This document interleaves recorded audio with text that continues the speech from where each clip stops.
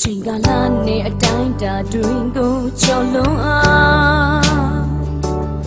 နမူနာများစွာနဲ့ဥပမာပေးစရာမချမ်းနိုင်အောင်ရင်တဲကအချက်တစ်ခုမင်းမမြင်ခဲ့ငါပေးဆက်ရင်နဲ့ရှစ်ခီးစဲဘာကိုမှအပြစ်တစ်ခုမဆိုဘူးခွင့်လို့မဆုံးနိုင်အောင်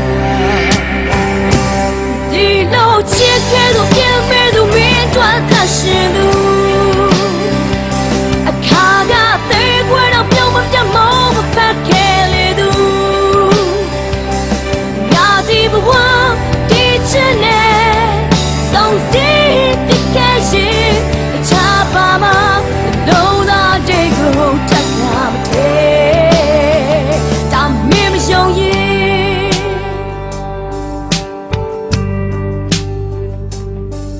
ပြန်လာခဲ့ပါတနေ့မှအဲ့တဲ့ဆိုရင်ဒါ